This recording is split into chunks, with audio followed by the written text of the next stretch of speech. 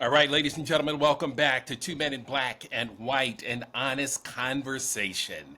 Wow, Donald Trump pulling out all the stops, ladies and gentlemen. The Epstein case just won't go away. It's even got its own moniker. So when you're in the supermarkets, look for the latest on the Trumpstein files. Yes, and it's like Benifer and Jarvanka and all that stuff there. So yeah, he's a cultural icon right now, he and Jeffrey. There's still fallout over the Wall Street Journal, a lawsuit that Donald Trump has filed. I mean, you got a sitting president who says he doesn't doodle. If he doesn't doodle, what the fuck is he doing all day? All right, my partner in crime, Brock Ganeles, is here with us. Brock, I just don't believe that the president doesn't doodle. I mean, he's got so much time on his hands. He's still using TiVo, so I know he doodles. I know it for a fact. And I know he doodled in that freaking photo album or birthday His card 50th, the album. 50th birthday card, yeah. Yeah. He's not gonna like. I didn't know that. He's not gonna like that Trumpstein moniker because it makes him sound Jewish. Is it Steen or He's not Stein? gonna. He's not gonna like the. Yeah, that'll be the next question that comes up in the Oval Office. Look, it won't go away. I watched much of the press conference today, so you didn't have to. Where he was with the head of Philippines, cutting a tariff deal, a horrendous tariff deal, like 19% or some idiotic inflationary price tag. But within it, after 4 or 5 questions about the economy, someone hit the Epstein button and then it went for 20, 25 minutes. And my take was like, Trump may have been doodling while I was speaking, but I'm just going to say that it was 20 minutes off the rails of diversionary tactics. He roped in from Podesta to Milley to Clinton to mostly Barack Hussein Obama, right? So he's playing the Sure. Islamophobia and the racist card along the way. But he was on Absolutely. 2016 Russian interference for almost 20 minutes in the Oval Office as a response to a question to try to avoid talking about the Epstein files. But it was sheer lunacy. And when he was done babbling, I was like, there can't be a credible journalist, public figure, politician at this point anymore who can listen to Trump and say that this guy has any kind of grasp on reality, all the way to the point where Obama's office, his team, whoever takes care of the social media, came out after the press conference and said, we usually don't respond to the Right. idiocy or the lunacy, I forget what word they used, but we have to come out and just unequivocally deny everything that was said in that totally bizarre press conference. So Obama is now even forced to, he's trying to play the high road, but the days of, trying to go high where they go low are so far behind us. Right. And he's just pointing out like this. I mean, it is sheer craziness. If you just click on the YouTube clip and just go to the middle of it and just listen to 2 minutes, and you Uh, realize this guy's totally off his rocker. Like it's so far gone now. I don't see how he even comes back from this. yeah. Yeah. The orange tub of goo is brain dead. Remember how we used to treat dignitaries when they used to come to the United States? I mean, Ferdinand Marcos is sitting there probably like, what the hell did I just walk into here? I'm sure he knew it was going to happen. I mean, he's a smart, well, these other countries have smart world leaders. Like, they actually understand what's going on around the world in the geopolitical sphere, unlike our Looney Tune. But, we used to treat these visits with a level of respect and a level of dignity that has not been seen in any of the Trump era, either 1.0 or 2.0. So, my question is, you're right, no one can take him seriously. Why are they not trying to pin him down on the facts? First of all, Epstein was arrested under the Trump administration. Epstein was prosecuted under the Trump administration. Epstein was murdered / committed suicide under the Trump administration, right? Epstein, Bondi, and Trump, all friends, okay? Now, in a game of who's connected to who, Todd Blanche, the deputy attorney general, is going up to see Ghislaine Maxwell. What's he going to talk to her about? What's the conversation about?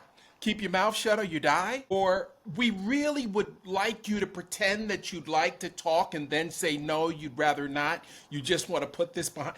I mean, what do you say? If she's not going to talk, release the records, right? There's no good way out. Remember, I told you last week, there's no way he can get away from this. Either Ghislaine talks or the records speak.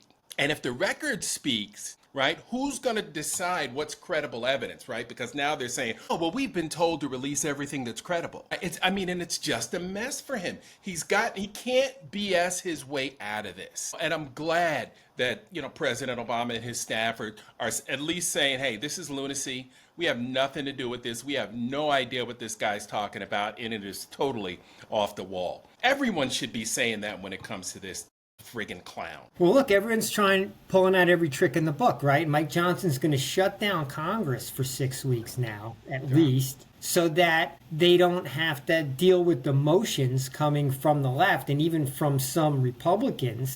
Right. I think he's worried because Tom Massey's pushing for it, and he has such a slim majority now, which we'll talk about in a little bit, that he has to shut down Congress just to make sure nothing can get to the floor about the Epstein files. So that's 6 weeks Congress is going to take off. So now we don't have a legislative branch functioning because we're avoiding the Epstein file discussion. Right. At the same time, this Ghislaine Maxwell scenario seems like a charade, right? They're just trying to figure out how to play it. Are they going to tell her not to intentionally say that she refuses to speak because the left has engineered some sort of lynch mob against her? Or are they going to pardon her and dictate what she can say as a part of the pardon? Or are they going to dangle a pardon if she says the right things? Like, what's the game that they're going to play to try to put this to rest? Because, like you said, it just seems like they're caught in a box. Yeah. So it'll be interesting to watch how they try to play it, because these aren't like the Intelligista, right? This is Todd Blanche, Pam Bondi. You got Dershowitz jumping in out of left field with his 2 cents worth. And Maxwell's, she's got to be fearing for her life at this point. Here's the thing. I predicted she'd be gone already. That was wrong. I predicted she'll be gone soon. I don't think they can kill her now the more and more I think about it, because she's got so much light on her. And then your boy Alan, I kept my underwear on when I got my massages, Dershowitz, is saying that give her use immunity, let her testify, she knows everything. And then off camera, he's saying, yeah, we'll prompt her we'll let her know what not to say. Right? How to answer the questions about John Doe 174, a.k.a. Orange Tub of Goo, a.k.a. President Trump. So, MAGA Mike immediately went to God and talked about the morality behind this whole thing. And you got to take care of the victims. Well, if you're shitting on the victims, dude. Yeah. You're totally shitting on the victims. And then you want to take 6 weeks off to give Donald Trump space to do what he's going to do? What does that mean? What does that mean? That means he doesn't want to answer questions about it anymore. Right. So he's just checking out for 6 weeks.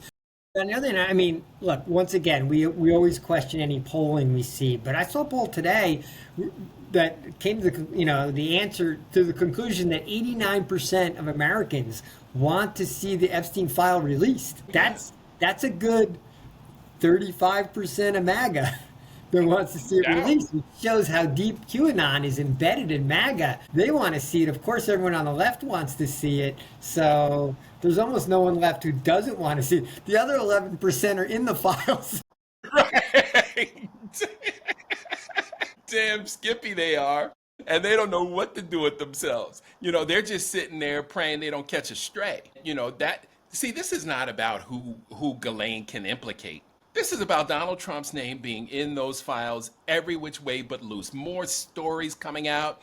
Another party at Mar-a-Lago where they invited all these young girls and the 2 guys that were there were Trump and Epstein. Like, the women walked in and said, where are the guys? Yeah, they don't want you there.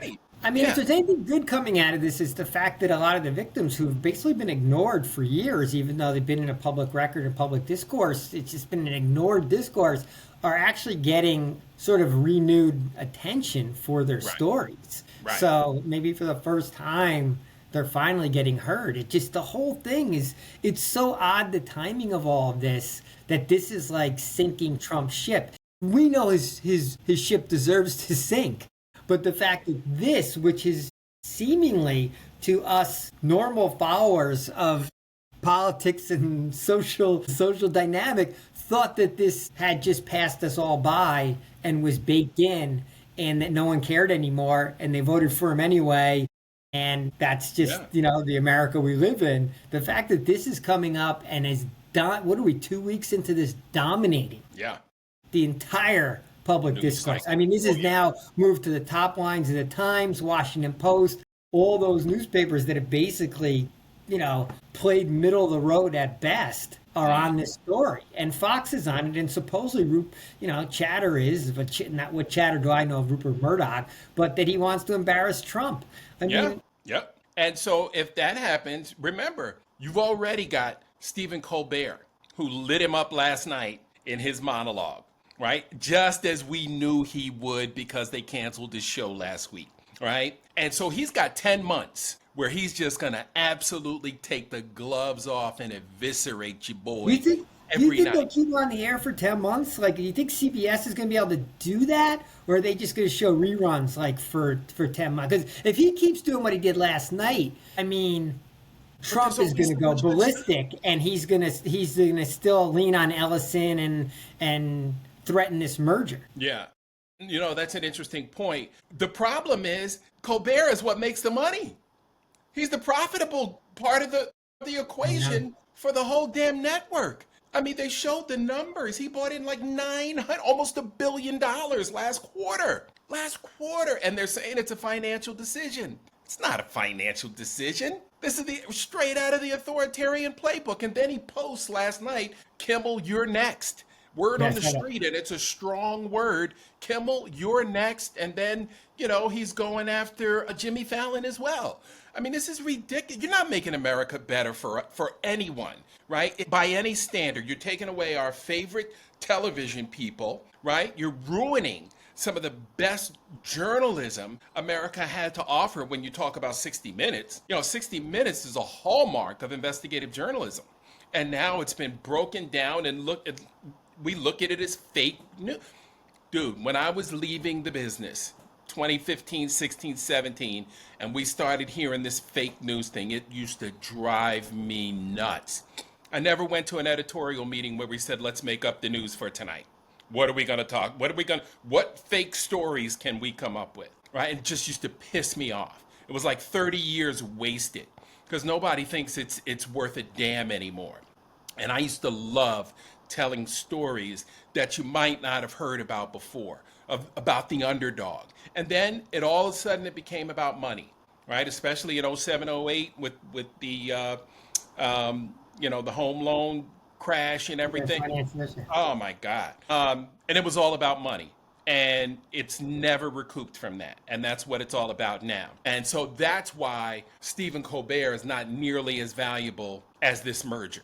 And that's what they're betting, I got a side question for you, a black and white side question about in the media.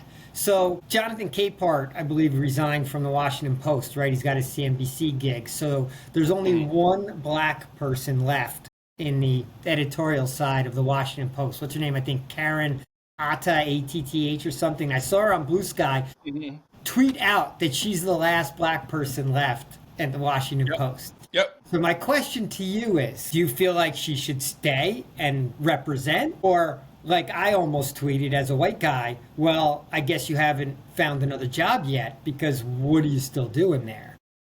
Yeah. Now, I resisted from doing that because I wanted to ask you first. Like, is your take she should stay there or should she in protest find her way out also? Because Eugene Robinson left. Yeah, Robinson. Left, he's right? a Pulitzer winner. Yeah, so I don't know if she's pointing out because it's lonely.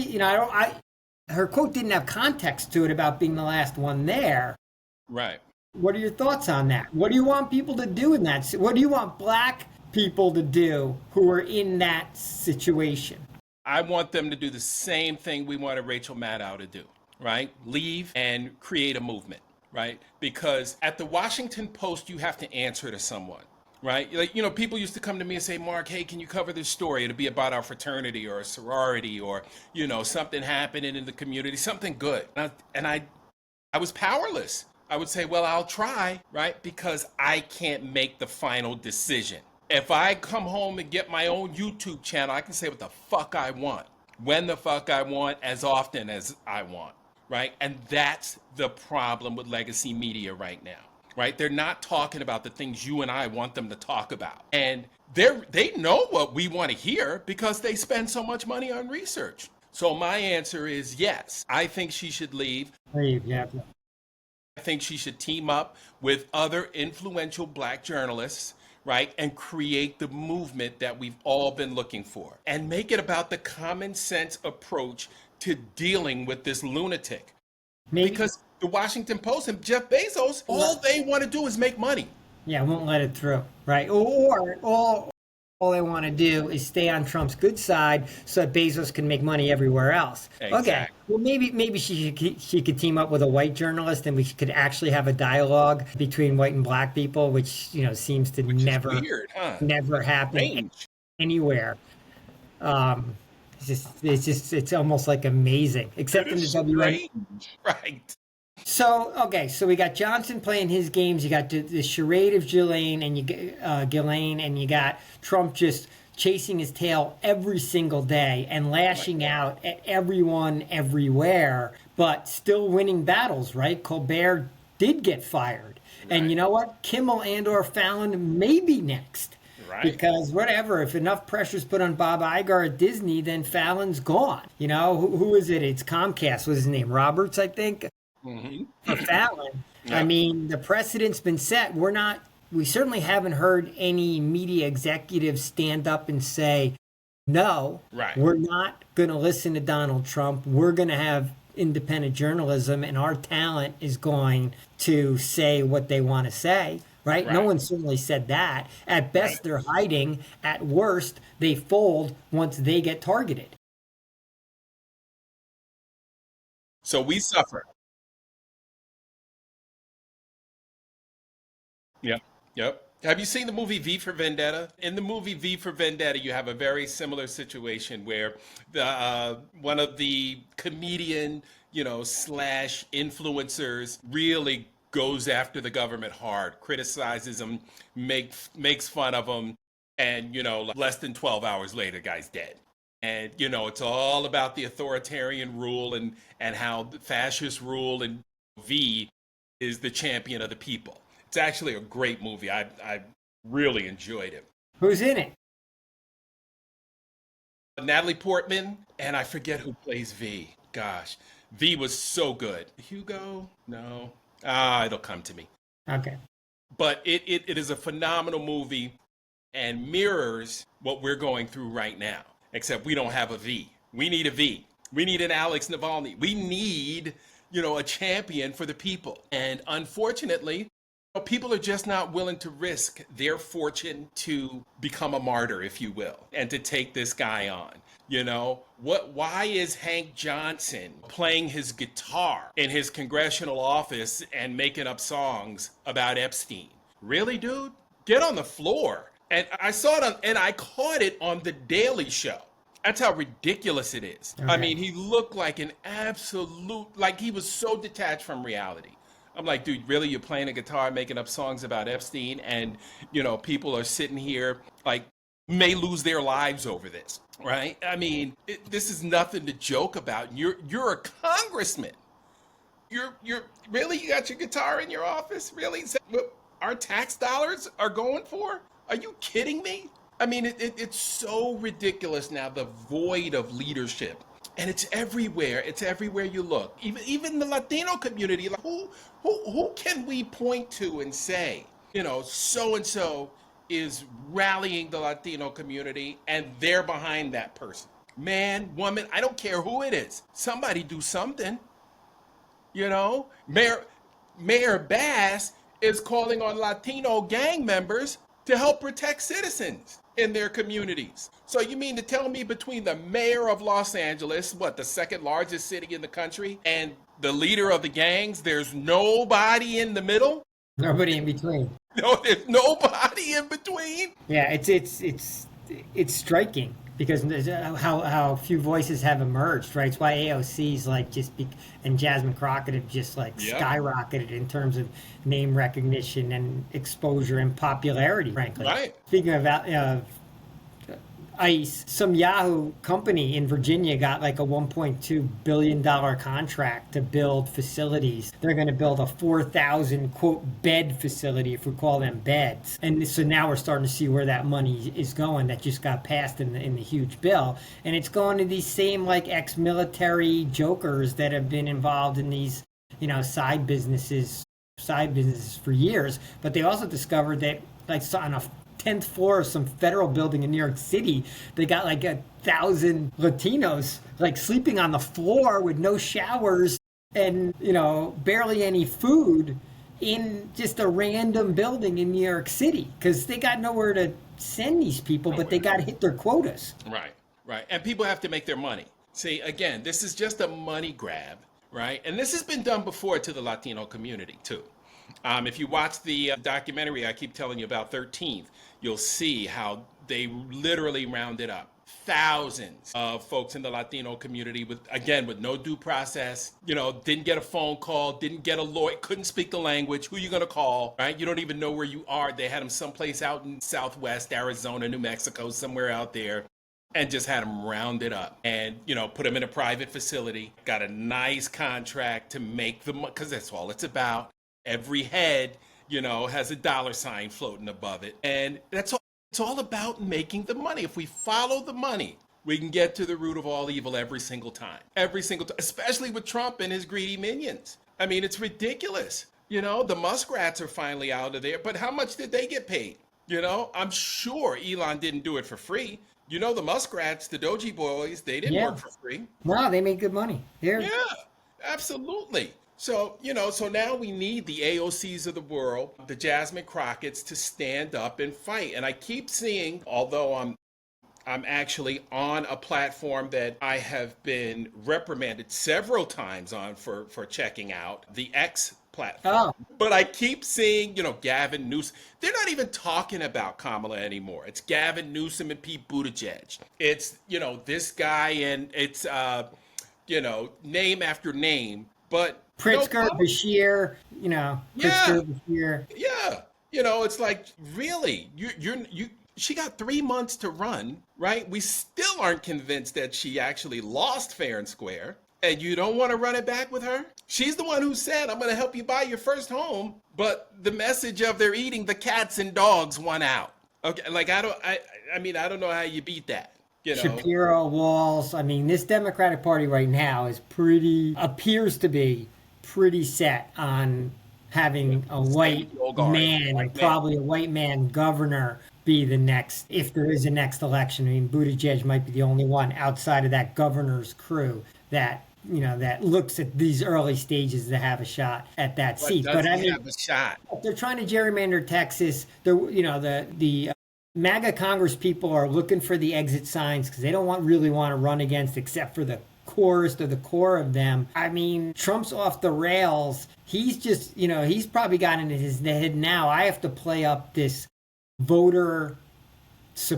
the voter suppression, but that there was votes were tainted in the past. So he's probably building an excuse already to cancel elections, right? So he's already thinking, how can I stay in this seat? How can I stay and maintain my power? Well, I got to start, he's good at playing the long game on the lies, right? He discredited media, started, a decade before in terms of discrediting the media. So I think he's just decided his next lie is all going to be about votes because he doesn't want the midterms, and this way he'll have an excuse to not have a next election on the presidential side as well. So as much as everyone wants to talk about who's going to run and all this stuff.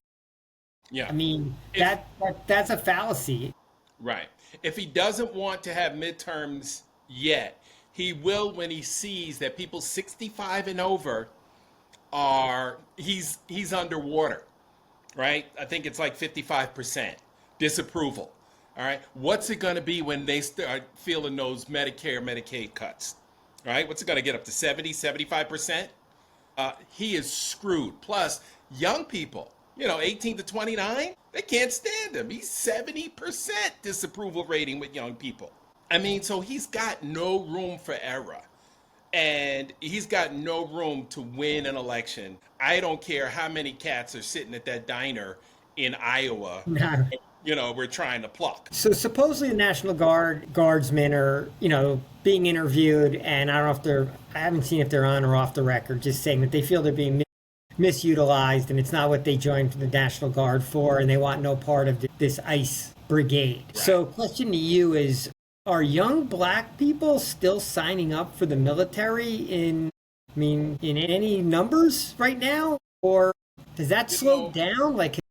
I started hearing that about 10 years ago, that young black men should not be going into the military because there was no future for you. But I still know quite a few young men that, are matriculating at West Point.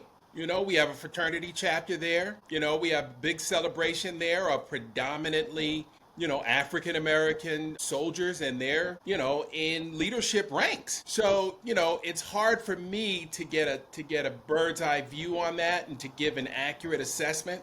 But, I did start hearing that probably about 10 years ago, that there was no future for you in the white man's military. Now, I don't know how it's the white man's military when we've been sitting back for years watching Colin Powell, Russell Honore, and all these other amazingly accomplished, high-ranking African-American leaders. I just wondered, since, they turned the names of the facilities back to Confederate names. They basically purged they purged all the black leadership, and I was just wondering if that chatter was going on in the circles, because you would think as opportunities shrink, more people sign up for the military also, right? It becomes a better option. So that might be the countervailing force. But then also, if you're a person of color and you're being asked to basically do a national crackdown on other people of color, it's like, holy shit, am I signing up for that job? Am I going to want to be on the streets of LA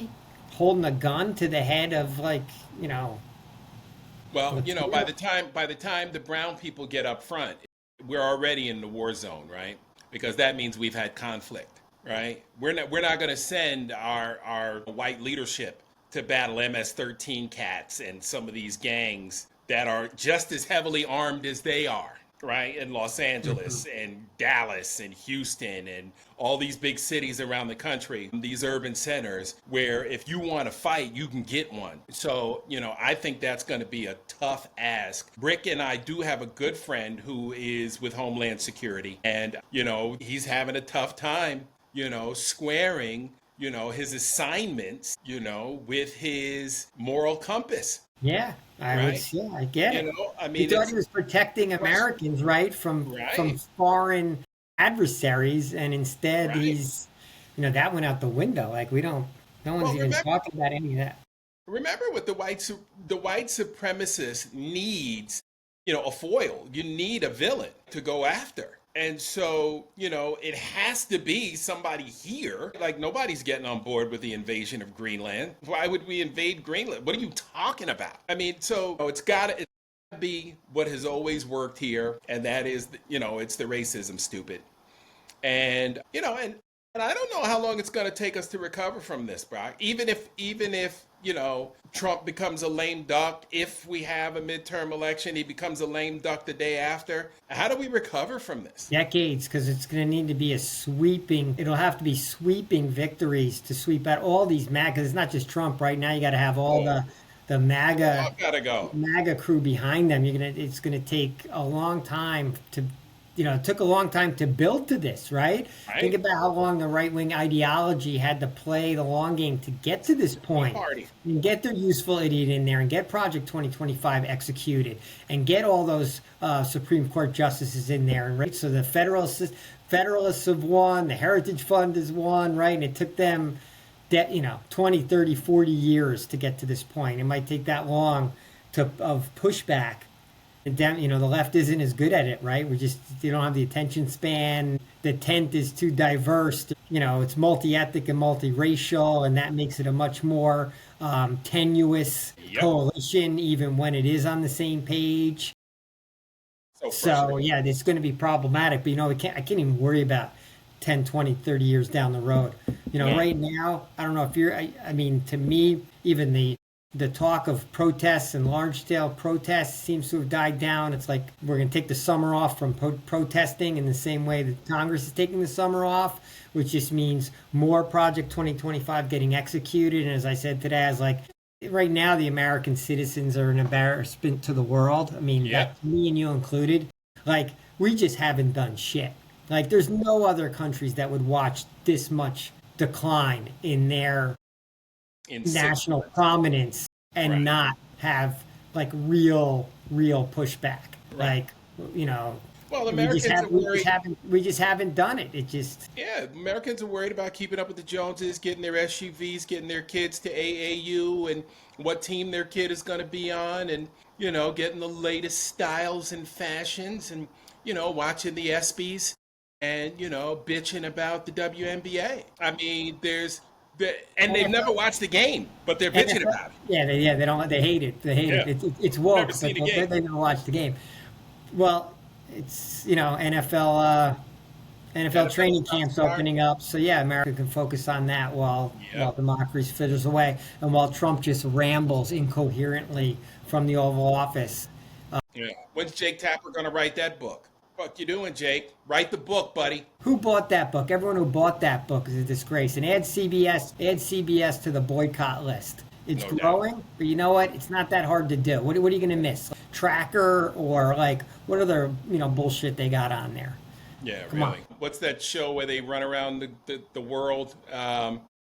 Amazing Race. Partner, Amazing Race. Yeah, I don't even watch that shit. So.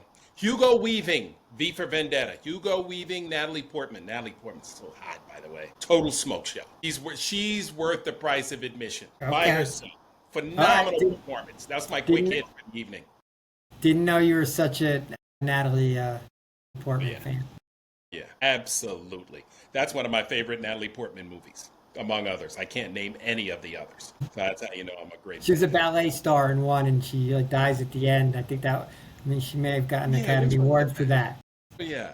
I remember that one. I did see that one. All right, you got a quick hit for us, or we out of here? I think we are out of here. I don't have a quick hit for you. I guess my quick my quick hit is I'll go back to something I said earlier. Because obviously I'm New York focused, right? So we got the Mondani controversy going on that this like Islamist is taking over New York City, right? And you got all that focused on that, right? And Cuomo staying in the race. The next thing you're going to hear me talking about way too much is about who from the Republican side actually throws their hat in the ring for governor and runs against Kathy Hochul, who also is getting Anthony Delgado, black guy, is going to run, who's a lieutenant governor, is going to run against Hochul. So this whole New York City governor's race is going to be controversial on both sides. But I want to see which rats are getting off that MAGA Congress boat to try to find themselves a different seat. Because there's probably no two people I hate more in Congress than Lawler, who I think is a fraud, and Stefanik, who is the queen of frauds. Biggest joke. Yeah. All right, sounds good. We'll keep an eye on it. All right, buddy, that's it for tonight. Let's rack it up and do it again tomorrow. All right, Mark, always a pleasure. All right, have a great evening. Peace.